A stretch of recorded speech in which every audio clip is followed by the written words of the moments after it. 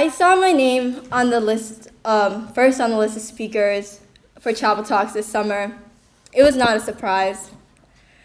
It was just my luck that I had to give a chapel talk in the midst of college apps, a con law essay, an oral argument tomorrow, and the typical additional stress of senior year. Now, let's get down to business. I was born into a family of refugees. My father and his family survived the Khmer Rouge regime that committed mass genocide and wiped about a quarter of the country's population. Each survivor has their own story, and I'm going to tell you my father's and how it has affected me in all the decisions I make, specifically how I got right here. Okay.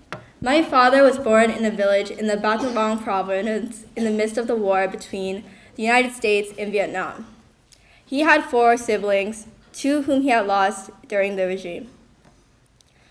My grandfather was an ordinary farmer with minimal and informal education. The only form of education he could receive was from the temple, where the monks taught one another how to read, write, and follow scriptures.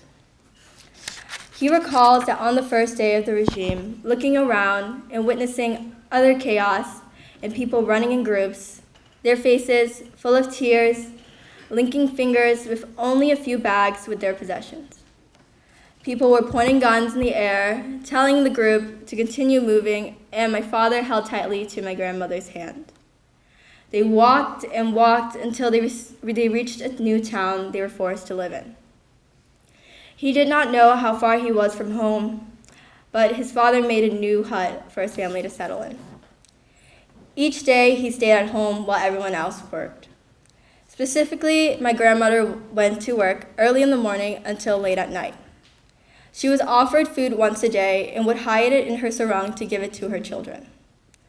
My father remembers one instance where my grandmother gave him more potatoes than his eldest brother, causing his brother to be very angry at him. My father was only 6 years old, but later his brother died of starvation on the same day of his father. Their bodies, covered in white sheets, were laid outside the hut by a greenish well for people to pay their respects. Death was something that he became numb to and was no longer scared of. Under the Khmer Rouge, you could not show emotion, and everyone addressed one another as comrade. Everyone wore either black and red and were forced to suppress all of their emotions. My father was in a youth concentration camp where they went through brainwashing sessions, where the comrades would educate the children on the views and philosophy of the Angkar. He was unable to head home once a week, sometimes a month. One instance, my father tried to sneak away back home, and the soldiers were already at his hut, questioning my grandmother. He was caught and subjected to abuse, where he was tied up with his hands overhead in the sleeping quarters throughout the night and carried extra loads the next day during labor. My father and his family made it all the way to the Thai border and received notice that they would be going to the U.S. in 1983. They had chances to leave earlier, but my grandmother let other families go before them. There were multiple interviews until they were sent to a holding center. They were then sponsored by a church to come to the United States. They moved state to state, trying to find a place to settle until they landed in Lowell, Massachusetts, and have stayed there ever since. My father went back to Cambodia after graduate school to help volunteer, and that's where he met my mother, and now I'm here. That's me. Lowell, Massachusetts is a very diverse city. I grew up in a heavily populated Asian area where Cambodian Americans were the majority. My dad is now well known throughout the Cambodian community for his volunteer work in the city. My parents never talked about their past, and I wasn't aware of it until middle school. My teachers made it a priority for all of us to learn our roots and the history where we came from and how our parents got here. Thus, we read First They Killed My Father, which is now a movie on Netflix, so you should watch that, in the 6th grade, and studied the history of genocide. I remember coming home, bombarding my father with questions about the regime, and we would talk for hours on end about the topic. Every time the topic was brought up, I couldn't help tearing up and feeling bad for my family, and I couldn't do anything to help. My family had made the valiant effort to make sure I had a bed to sleep on and that I never slept on an empty stomach like they did. To repay them, I was always, and guess still am, hard on myself, especially when it comes to school, to make them proud. In the 8th grade, I was basically president of anything you could imagine and valedictorian of my grade. Little did I know, I was a big fish in a small pond. But I wanted to show my parents that their struggle was worth it, as I'm living the life that was not even fathomable to them at that age. I remember that there were murmurs about a scholarship to a prep school that some chosen students were competing for. At first, I was not part of the initial group because my teachers forgot about me per usual, until I walked into the office one day while the principal was having a meeting with the other kids. I guess fate has a funny way of working things out for all of us. The scholarship was for a school named Millbrook, and the initial plan was to apply, see if I got in, and not take it because leaving home was something terrifying for my parents, and I know definitely for me.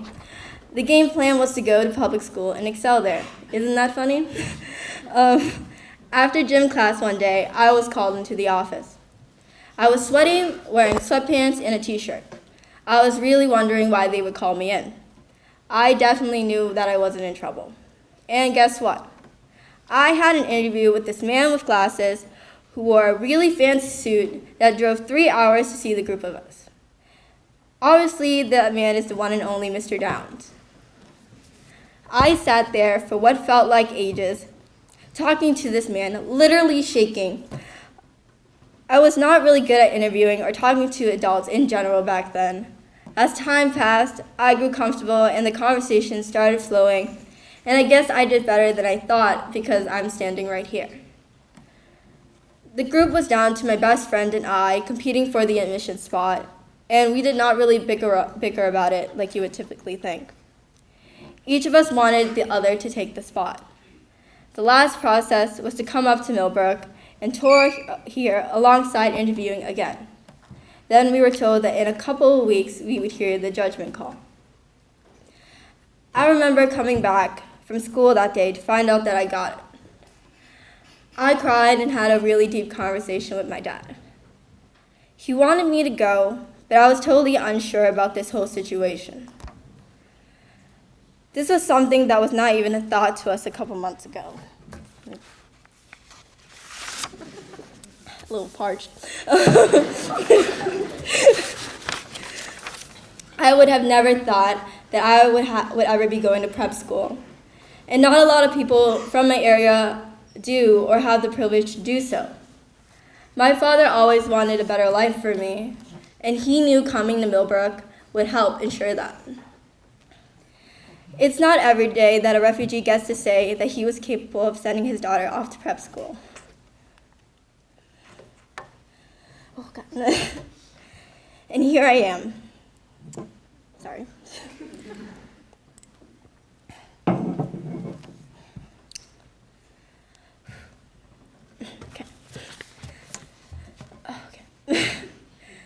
Millbrook has shaped me into the person I am today and continues to push me to be the best version of myself. Told myself I wouldn't cry.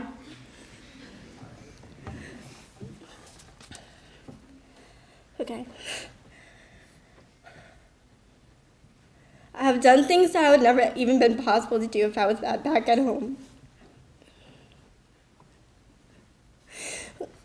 Sorry.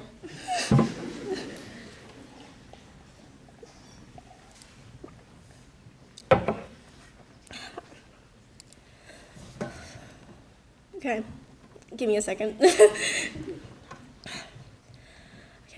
I wouldn't have been able to have a private education, the confidence to speak like this in front of crowds,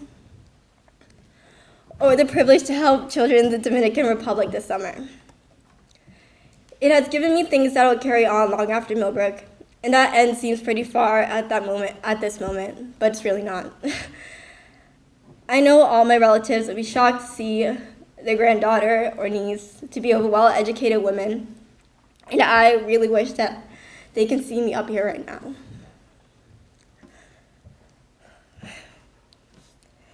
Okay. I know that's easy to bash on the school when things get hard, but I hope you take away that Millbrook is full of endless opportunities and people who really want you to succeed. Click. It is truly a privilege to be here, and the only thing you can do is take advantage of it. Thank you.